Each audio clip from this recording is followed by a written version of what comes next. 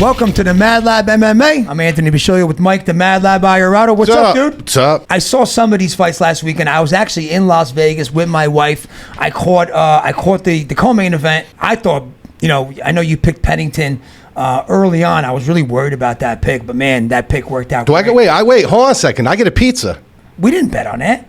What fucking pizza? I won. You took silver. But we didn't. There was no pizza wager. Why do you always got it? Why do you always from the executive producer? How come you never take my side? We didn't get a pizza. God. No. All right. So yeah, you won that. I was worried about that, but man, Pennington, she is a dog, dude. She's got hands too, man. Yeah. She don't listen to her corner. Bro, Dana White. You know what? Dana White came out and said that. He said that in the interview meeting. He said, "I love her. I've known her for 10 years. I'm good friends with her. Good friends with Tisha." He's like, but the one thing I got to say about her, she does not listen to her corner. Yeah. You know what? She's the champ right now. I know Nunez vacated the belt, but it don't matter. She's the belt holder right now, and now she's going to fight. But she actually won how I said that she would win, by just a lot of that dirty clinching, cage control. And even though I didn't agree with it, I thought her hands were far better in space, which I wasn't expecting. She's not going to be a champion long. Well, she's going to fight Pena next now. Yeah, right. I mean, that division's kind of watered down, but she's just not. She's like, But she even said, she's like, I got a couple more fights in me, and then I'm done. She got the belt. Dana White probably wanted her to get that belt, but we were on the right side of it. That's all. On the right side of it. Yeah. So I was at the Wynn, and I was getting ready. So I was watching the Magny Malott fight, okay? Oh, you were in the bathroom when it ended. It was middle of the third round, and Malott's on top of him again. I'm like, this fight's over. I thought, easy decision, Malott. I go to the bathroom. While I'm in the bathroom, Mike texts me, Magny won. I go, what? I was like, what? I came running out, and I saw them interview him. Like, what just happened? I called him right away. I couldn't believe that happened, dude. Yeah, well, I told you guys. I said that, listen, Malott is a guy that they're bringing in. He's Canadian. He's one of the faces of the card. I said, but if you look at his resume, like, a gatekeeper is there to test you in some facet. They have to be some kind of a test. Magny lives in those waters, dude. Yeah. He lives in those waters. Mallett's never been past, like we've talked on the show. First round, I think. The second round, maybe but early second round. I said, you have no idea what this kid's going to look like in his second and third round. So, I mean, a lot of our guys in the Discord and on our site took down some big tournaments because of Magny. Because of Magny, $12,000 and Pennington, $12,000, a couple first place prizes, and the Bone Collector. We got a guy who got his own a new nickname. Yeah, he hit for $12K, right? $12K, yeah. So it was not one I was confident in, but I was very scared off. Where from a DFS and a wagering perspective, I was like just off that grid with Malott, and it worked out. And then you were on Curtis. We had a wager on Curtis. That worked out. Wager on Evloev. I missed that fight, but he mauled him, huh? Dude, it's just his wrestling ability, his MMA wrestling ability is unbelievable. Is he undefeated still? He's 18-0. Wow. He's 18-0. And then we go to the main event. So I ended up going to the bar.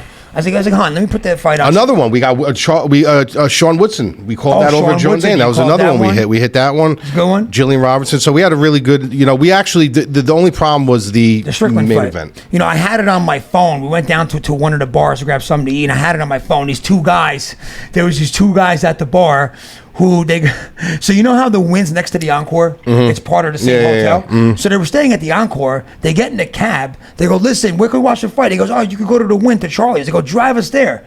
The cab driver doesn't even tell them that it's part of the hotel. The cab driver made them get in the cab, and he drove them to the Wynn. Really? Yeah, they're like, wait a minute, this is right next door. They come sit next to us. It's not on the and they're from Orange County. I hear them talking, damn, we can't watch the fight. And I pulled it out of my phone. I was like, come on, guys, let's watch the fight together. So we were four of us watching the fight on my phone. They were so happy. They were buying me my But you drinks. Probably couldn't really see. That's what I'm saying. Yeah. So I could watch it, but I couldn't hear what was going on. Me just watching it, I had 1-2-5 for Strickland. Mm-hmm. And apparently a lot of people had that second round for Duplessis, right? Yeah, well, they had flip rounds. A lot of people had said 1-2-5 or 1-3-5. I know Anthony Smith said that he had 3 rounds to Strickland. Dana White said that he had Strickland winning the fight. I had Strickland winning the fight. I was actually confident. Like I said, when it went to the cards, I was like, dude, 3-2 at the very worst, 3-2. And people who call for the judging to be robot judges, the robot judges had Strickland winning the fight. Yeah. 3 rounds to 2. So I thought it was a terrible decision. When you look at here's the thing. When you look at the punch stats, If you're into stats, which I'm really not, but if you want to validate yourself with stats, he won 3 of the 4 rounds. He won 3 of the 5 rounds. If you're into damage, he created the most damage. If you're looking at the wrestling, he did nothing with the wrestling. He got right back up almost He got every right time. back up. Yeah. So there was no validation for Duplessis really winning that fight. It was like, like just watching it like that without hearing it, though, I was like, damn, man, this might be a split. No. Yeah. And I was like, let's not say robbery. No, it's not a robbery. No. I did think. But then when they went to the media scorecards, it was like 50-50, man. Well, I don't listen to those guys. No, but I'm just saying it wasn't like the Jan O'Malley fight where everybody in the media had Jan winning that fight. Yeah. There was a lot of people who had him. There was also a lot of, I don't care what anyone says. There were a lot of politics in I know, with the whole Canada thing. You know what I mean? A lot of politics involved over there. So I don't know. Like I had Strickland winning the fight. I'm glad it didn't hurt us. You know what I mean? Because it could have really hurt us because we had a decent sized wager on Strickland. We ended up breaking even for the night, which I'll take that as a win. But if he would have won that fight, we would have had a really, really good night. So we're rolling, man. We're on a good streak right now. Good DFS day. Guys won a lot of money. The last 2 weeks in a row. Last week you had J-Mac hitting 2 qualifier spots in the championship. Yep. This week we had a guy hit for $12,000, a bunch of other guys hitting first. So we're on a roll right now, guys. So if you want to come down to the site, the MadLabMMA.com, jump on the newsletter at the very least. We send out 2 emails a week, sometimes 3 emails a week. We also got a big announcement that he's going to make right now that you got to get over there and get on the newsletter and keep looking back for details. Why don't you tell them about it? Yeah, so this is something we've been working on for the past year. Finally put it together. It's our first official live event called the Fight Club. So we secured tickets for the UFC Apex Center. Those of you watching this, I'm sure most of you guys know what the Apex Center is. If you don't, a lot of fight nights are there. It's a very small venue in Las Vegas that the UFC owns. There's only 120 seats at this venue, with 60 of those seats reserved for Dana White and all his friends and his crew. So they only sell 60 tickets to this fight. We secured 15 of these tickets. We're making a whole UFC VIP experience weekend. We're going to start Friday night, March 22nd. We have a private room at Javier's in the Aria Hotel and Casino.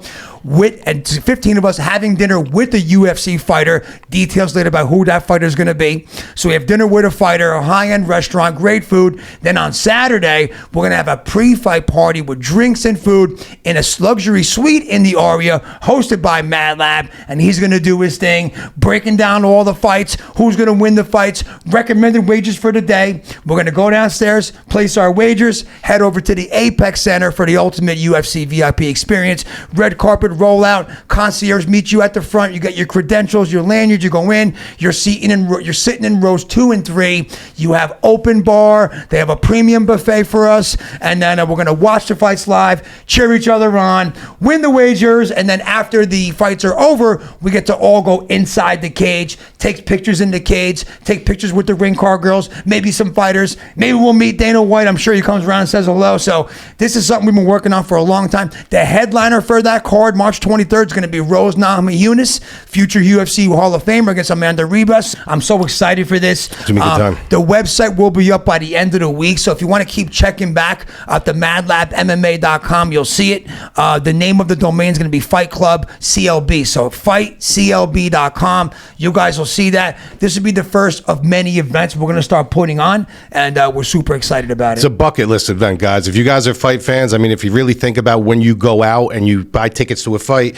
you got to go to dinner. You got to pay for absorbent amounts of monies for drinks in these arenas. You're sitting in shitty seats. You're sitting in shitty seats. You're dealing with fucking all these crazy fans and stuff like that. You don't get a good vantage point. You got an opportunity now to have an entire weekend of like-minded people in a fighting atmosphere, in a beautiful restaurant, in a private room, in pretty much a closed arena. I mean, 120 people in there, where only 60 of them are actually outside public, and it's an experience. You're getting to go into the cage. You don't know who you're going to meet there.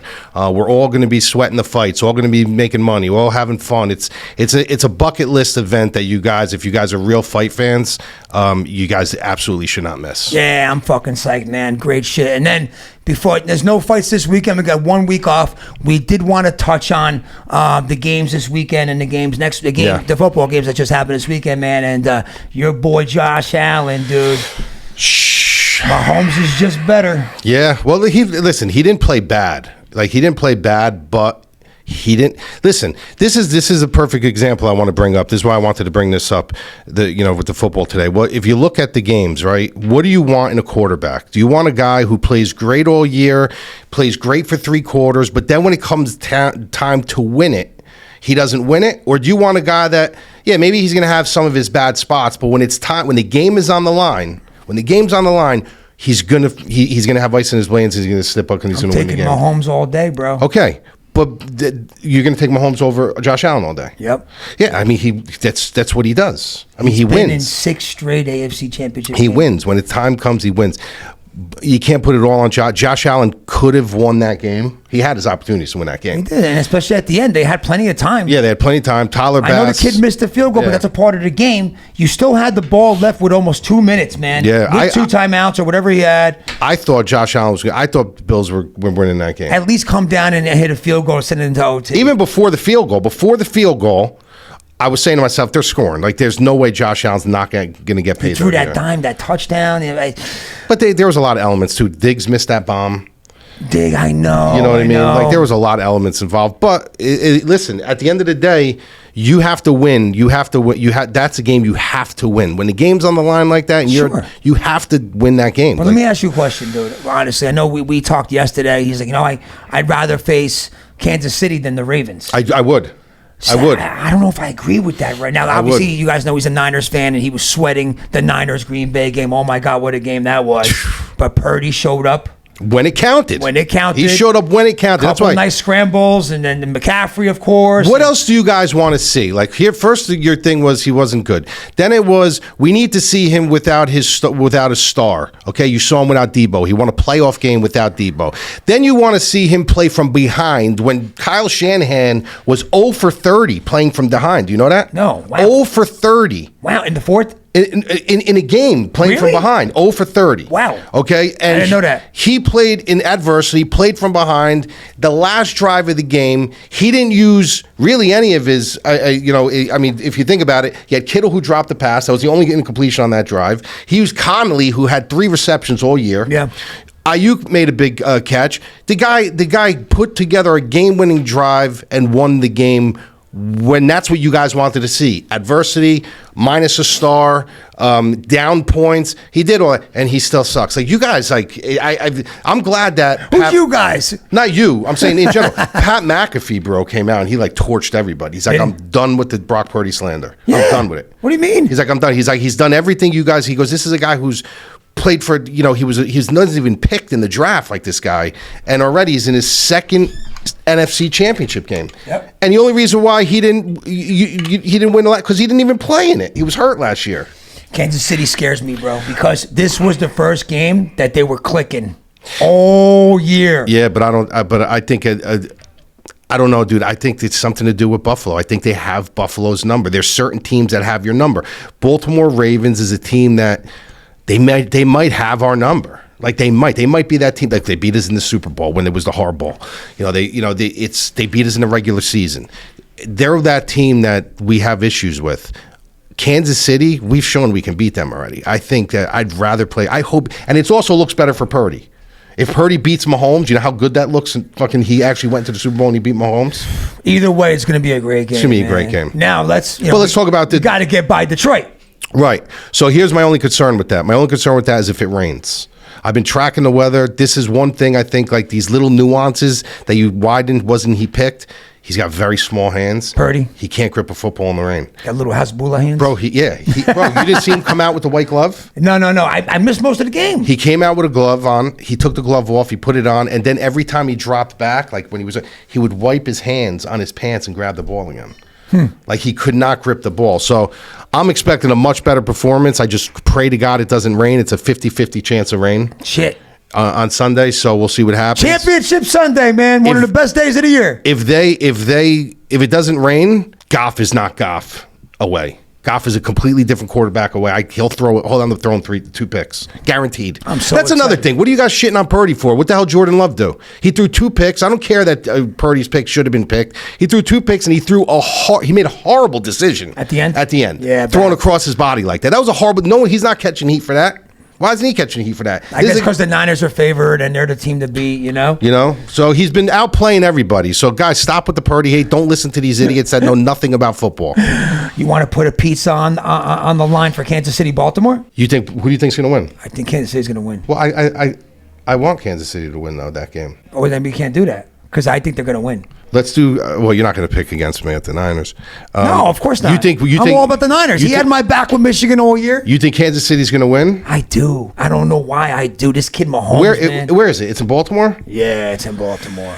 Tough place to play, too. I think Baltimore's going to win that game, dude. I don't want them to, and I don't want to. All right, I'll do a pizza on it. You do a pizza? Because right now we're even. Yeah, we'll do a pizza. Right, so right now it's 0-0. All right, executive producer, you heard it this time, right? We have a pizza. And I'm hoping to God, I'm going to tell you right now, I'm hoping to God I lose because I do not want to play Baltimore, but I have a feeling that they're going to win. And then we'll eat the pizza on Super Bowl Sunday. All right. All right, don't forget, keep checking back to the website for more details about Fight Club and the event we're throwing on. The site will be up, the page will be up on our site by the end of the week, so hopefully we'll get to see you there.